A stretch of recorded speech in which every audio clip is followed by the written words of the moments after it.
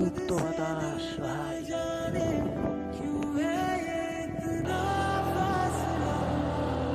আজকে কিছু গুরুত্বপূর্ণ কথা বলবো, যেই কথাগুলো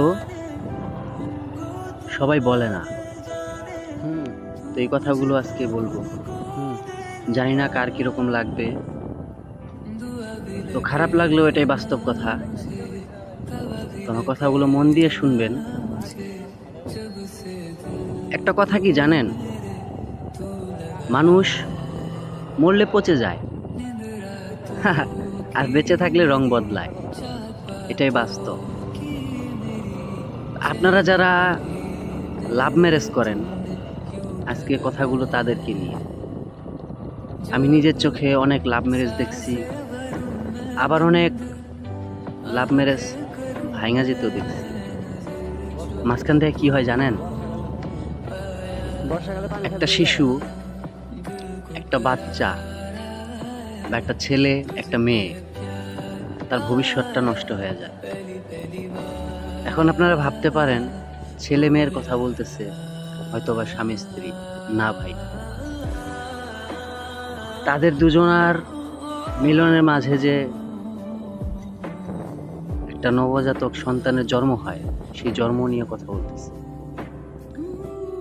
যারা লাভ ম্যারেজ করে, তারা বেশিরভাগ সময় দেখা যায়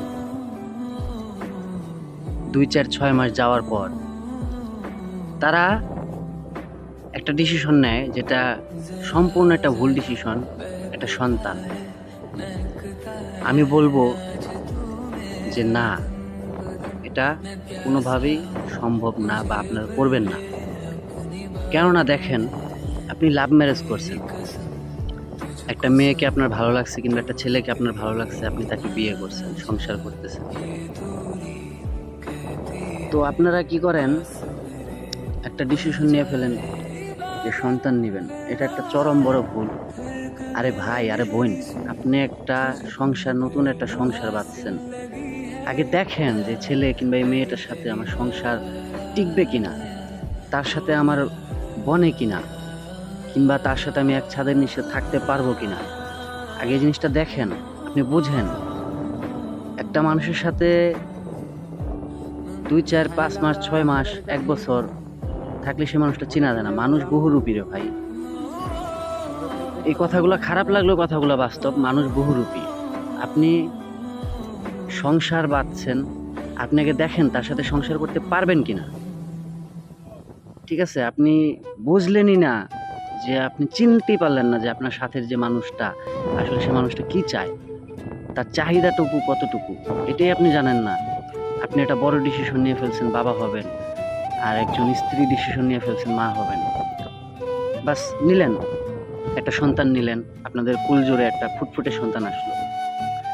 আসার পরে কি হইলো, ছেলের বয়স যখন 2 বছর 3 বছর, তখন হয় সেই মেয়েটা নয়তো সেই ছেলেটা পরকীয়ার ভিতরে জড়ায় যায়। হয় কি হয়, তার বউ পছন্দ হয় না, বউ রুচি আসে না, হয়তোবা মেয়ের তার স্বামীর পছন্দ হয় না, স্বামীর রুচি আসে না, যে কোনো একদিকে কমতি থাকে। এটা সব ক্ষেত্রেই হয়। তখন তারা কি করে, পরকীয়ায় লিপ্ত হয়। আর পরকীয়া ভাই এমন একটা মারাত্মক জিনিস রে ভাই, মানে কি বলবো, পরকীয়া এমন একটা মারাত্মক জিনিস। এই পরকীয়ার কারণে সন্তান জবাই হয়ে যায়, নয়তো মেয়ে একটা ছেলের হাত ধরে চলে যায়, নয়তো স্বামী তার স্ত্রীকে ফেলায় রেখে আরেকটা মেয়ে নিয়ে চলে যায়। মাঝখান থেকে কি হয়, যদি স্বামী একটা মেয়ে নিয়ে পলায় যায়, সেখানে মেয়েটা কতদিন আর তার সন্তানের নিয়ে বসে থাকবে, আপনারাই বলেন।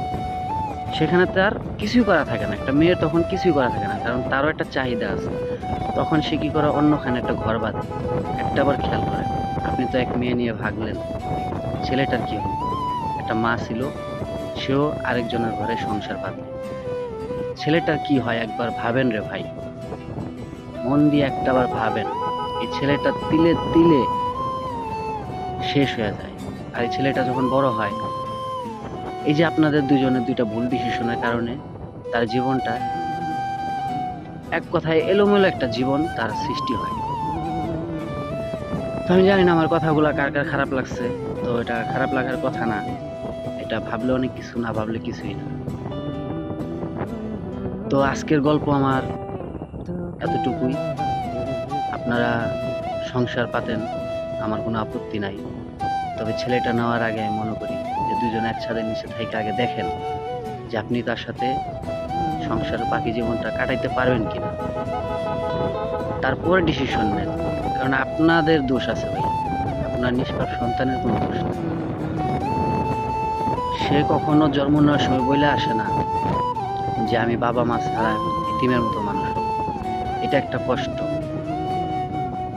এটা যে সন্তানের হয় সেই বুঝে। আমার চোখের সামনে আমি অনেক দেখছি, অনেক সহ্য করছি। আপনাদের কাছে আমার অনুরোধ, আপনারা পরকীয়া জড়াইবেন না। পরকীয়া সমাজের ভিতরে একটা বিষাক্ত কাল। সবাই ভালো থাকবেন, সুস্থ থাকবেন। আমার চ্যানেলটা সবাই সাবস্ক্রাইব করবেন, আর কথাগুলো ভালো লাগলে বেশি বেশি শেয়ার করবেন। আর একটা লাইক আপনাদের কাছে আমি গিফট চাইতেছি। কি দিবেন না? দিয়ে দেন। দিছেন, ধন্যবাদ। তো আমার পাখির চোখে আপনাদেরকে একটু এই ব্রিজটা দেখাবো, প্রকৃতির সৌন্দর্য।